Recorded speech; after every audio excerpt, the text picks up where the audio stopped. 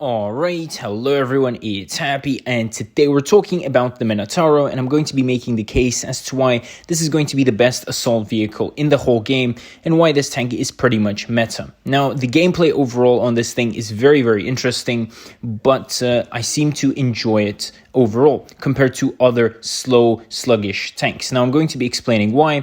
Overall, if you compare this tank to the 268 version 4 and the E3, you can see that this tank is very sluggish, but a little bit faster than the E3.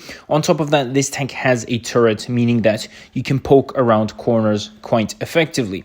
However, the most poor thing about this tank is definitely the weapon handling, because for the caliber, which is 490 alpha on this thing, you have a very bad aim time plus dispersion. So it's going to be, the E3 is definitely going to be better than this tank, and it's quite similar to the 268 version 4, which has 650 alpha. On the other hand, you do have a sort of a burst, so you do have a drum with 3 shells. The first one is going to be reloading at over 21 seconds. So in 3.5 seconds, you can technically do around 900. Well, you're going to be doing around 1000 damage, which is 490, 950 to 1000 is going to be sort of guaranteed. That's the most interesting thing about it, because again, even though your first shell reloads at almost 22 seconds, if need be, you can dish out an extra almost 500 alpha, which is quite important. So in pretty much, 7 seconds, you can do 1500, which is very good. And in close engagements, I don't necessarily think your weapon handling is going to play a big enough role. And in comparison to all 3 tanks, the armor on the Minotauro is going to be much better, because the E3 has the lower plate, which is going to be a big weak spot.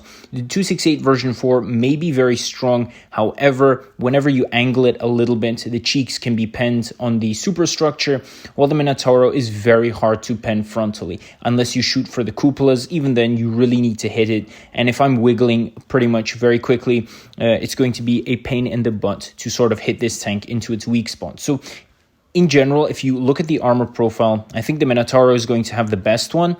And in terms of sort of variety and gameplay, instead of just pew-pewing a big fat alpha into your face, you do have some sort of drum, which is interesting to play.